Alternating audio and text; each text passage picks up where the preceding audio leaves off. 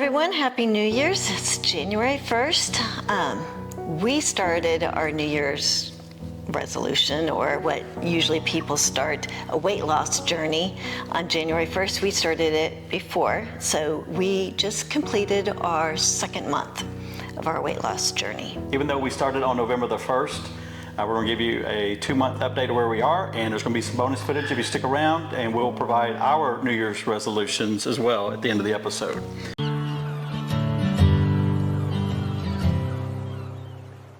So let's just jump right into the numbers. And knowing that we started on November the 1st, I have the numbers where the first month I lost 16.2 pounds. The second month, which is this last one that we're giving you an update to, is 9.3. And we were expecting that. We knew the numbers wouldn't be sustainable because we really were. That's the first week and a half. Like, there were some super impressive numbers, and we knew that wasn't sustainable. This second month, I'm at 4.25% for a total of 10.85%. And so why is the 10% threshold a magic number for us?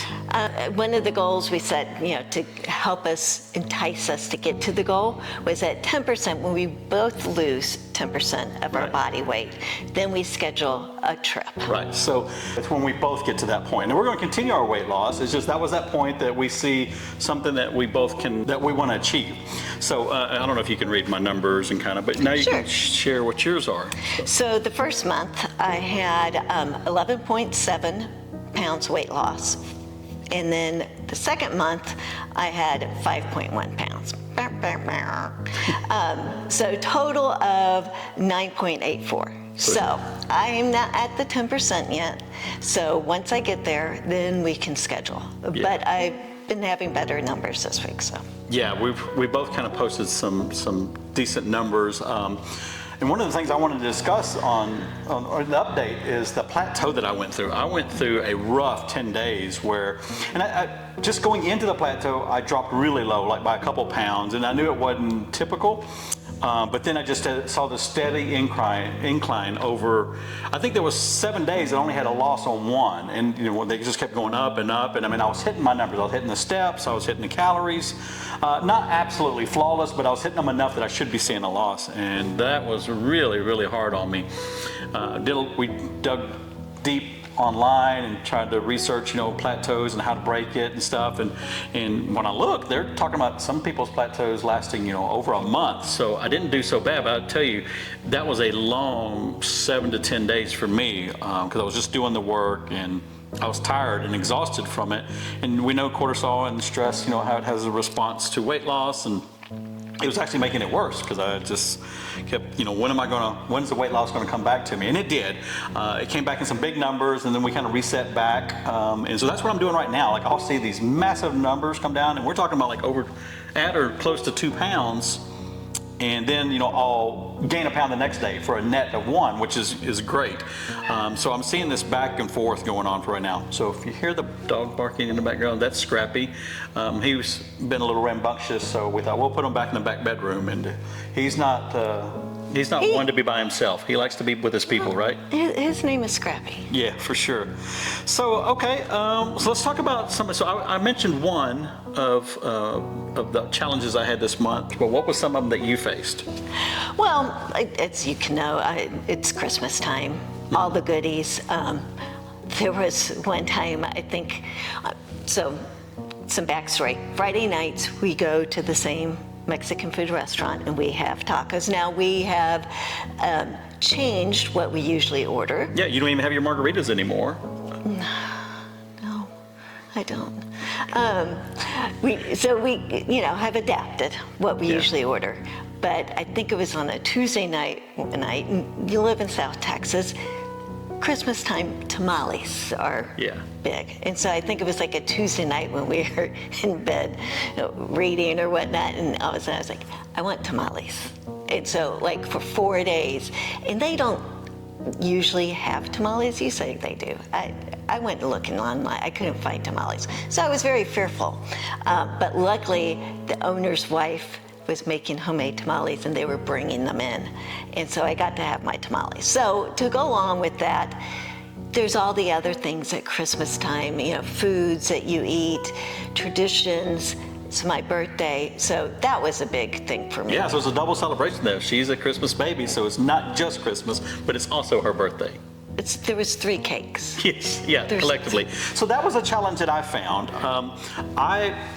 The Excel nerd that I am, I made an Excel sheet and I marked out where all the holidays were. And I knew those were going to be days that we needed to plan out a little bit better. Still think we did both really, really well on that. But it was tempting and it was hard in that, that little case. Then we went and visited family in San Antonio. You got Christmas Eve that we were here, and we kind of wanted to do something special. You got Christmas Day, and then the work parties. That's what really kind of got me. We were invited to a couple of different events. I had stuff at work as well as with friends and family. We didn't turn antisocial, but it just makes it much, much more of a challenge. And I had to travel up to Austin to be with my work family, and we went out to eat one night, Italian food. It's not usually, locale. And I just figured, okay, I need to offset, so I tried to get more steps in. I tried to watch what I ate during the day before, and I was pretty happy. Not only was I traveling, I ate some higher calorie stuff, but I ended up having a weight loss for 2 days in a row. Yeah. So that was a win. Yeah, you were telling me that you had very small quantities of the things that you had. So I enjoyed it. I didn't limit. I still got what I usually like to order at Italian food restaurant, and I enjoyed it, but I didn't eat all of it. I think that's a lot now, noticing, not eating the same portions, of course. That's a good segue. You talked about, getting your steps in. So, and I took a look just before I started this video, and so my goal was 10,000 steps. That's a common number you hear a lot of people. I think I could do a lot more, but I think that's a good start. And so for this month, I averaged 10,921 steps. So I'm gonna try to increase that just a little bit. There's only so many hours in the day. Yeah. But so I've started paddling. I've only been out a few times, but I'm also cycling. Again, only been out a few times. And then continue the walks, which is, I'm incorporating some runs, and that's feeling really good. Saturday mornings are turning into be my long run mornings, and they're tough, but I'm enjoying them because I get a big calorie burn, and it just kind of occupies that window time. Anything else that was unique about this particular month for you? Not, the diet in its entirety, but just this month. We talked about the holidays. I had a chance to talk about my plateau. And on the positive side, I've certainly gotten a lot more active. I'm signed up for an adventure race. I'm really excited about that. I've never done one. I've done some triathlons, which, have 3 sports into one. This is 3, but you change out the swimming for paddling. And so that's a new range of motion with the shoulders. And, and I feel that when I go out. Yesterday, it was quite windy and I was pushing into the wind, and towards the end of it, it was a short kayak. It was like 2 miles, and my shoulders were plenty tired.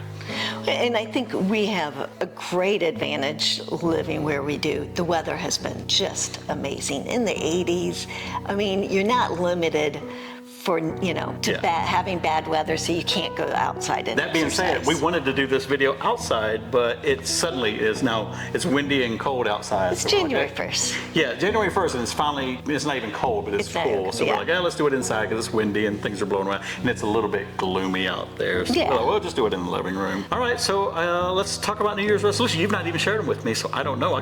We went for a walk earlier today, and I told you, kind of hinted about some of mine. So what's your New Year's resolutions?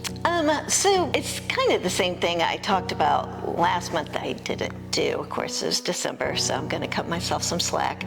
But I want to get more into other types of strength training. So Pilates, yoga, weights, stuff like that. I'm doing different tiers: personal life, health, work life, all that, but that's for the health part. Sure. Just that. And that's a lot. I'm not saying it's short. To continue with the steps and to continue getting constant movement throughout the day, not just do a workout, but to get up and move around at least a couple minutes. I can get very involved and focused in work, and to get up and move more to keep a calorie burn going throughout the day. Okay. Yeah, do you worry about getting tired, not letting your body recoup for that? I know I have. I'll even kind of plan my days. If I want to exercise to a moderate level, 2 days in a row, what I'll try to do is do one of them in the morning and then the second day in the evening. So that gets me 36 hours in between them for the recovery, so that I can kind of go in as fresh as possible. And then if I did that one in the night, I might go, or in the evening, then I'll come back the next morning. So it's a really short, so then I can kind of do that again to get those as many hours of recovery as possible. Well, so when I'm talking about, it's just walking. So Okay. I mean, hopefully, I don't know, another birthday. Hopefully I don't need that much recovery. But like when I'm talking about lifting weights and stuff, I would not do those every day. Yeah, I okay. would put a Pilates or yoga in between the weights lifting. So that would have more recovery time. Well, mine is, we talked about it last time, and I think I actually did worse after talking about it, is getting water in. I'm just not drinking any water. Well, I'm not drinking much water.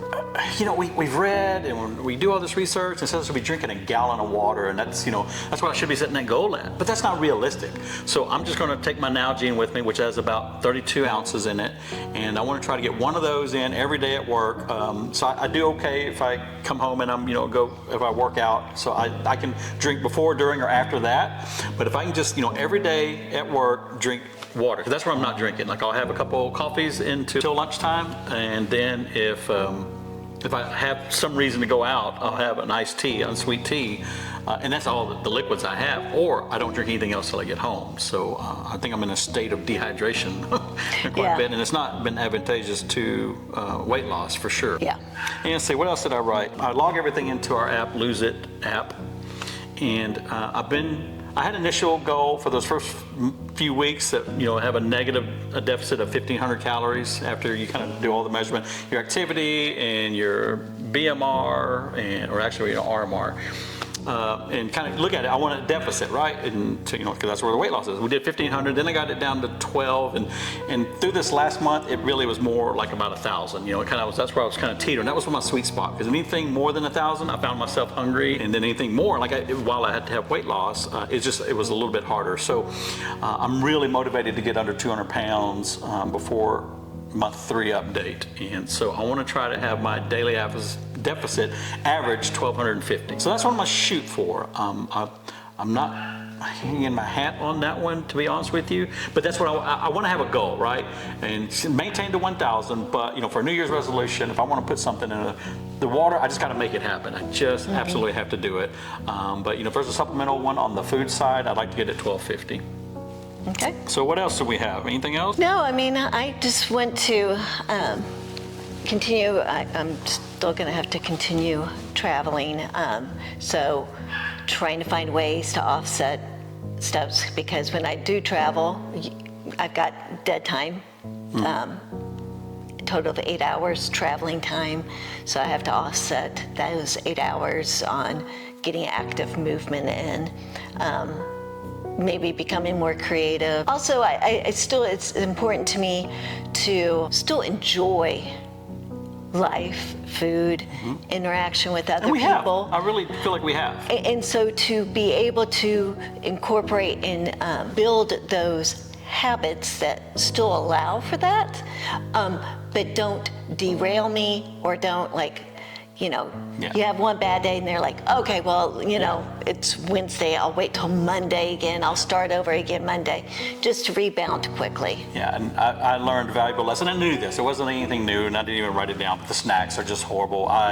We had stockings for everybody, and I fill them full of, you know, treats from Sam's that we can get, whether it's candy or donuts or whatever. I said we had leftovers, and I found myself giving up the good macros. So like, okay, well, if I don't eat this or eat less here, then I can squeeze in these sweets, and they're finally gone. But they were really a crutch for me, because they sit there in the pantry and just call my name, and they taunt me. So I cannot have that stuff in the house. It's not good for me or my diet. So that was a lesson, and it wasn't anything new. I absolutely knew that. We have some healthier alternatives, one being the chocolate-covered almonds, and they're thinly coated chocolate almonds that we get at Sam's, and we really, really enjoy them.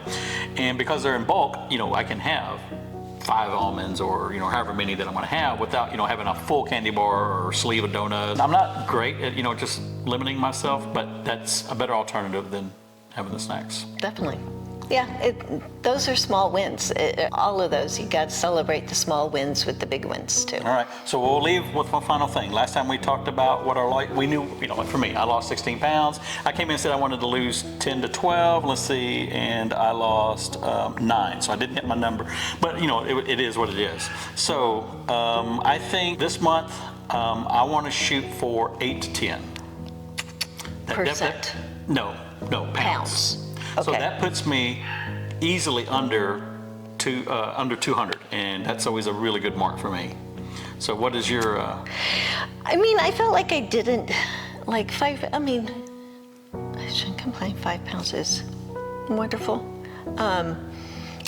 I'm going to try to increase that because I do feel like if I start building some muscle, that will help. So I'm going to say 7 pounds. 7 pounds, okay. So I'm 8 to 10, you're 7. Let's kind of check that and see what that looks like next time. We set some goals on the Excel sheet, but kind of like a per day, and we just kind of watch it. It lets us know, how we're trending. And again, we only look at our weight loss on the 7-day average. So that normalizes all the peaks, like the weight gains and weight losses that are extreme that we know that are not entirely accurate. So I still can't works. sandbag your food with Exactly. salt the night before and win the week. Yeah. All right, well, that's it, and we'll see you next week. If you found any of this useful, give us a like or comment, and there's always accountability. If you're on a weight loss challenge, you want some accountability, give us a comment down. We'll follow your page, and we'll cheer each other along the way. Yeah, or any helpful hints if you've been down the road, and also share your New Year's resolutions. Yeah. It's always great to have new ideas. All right, see you next time.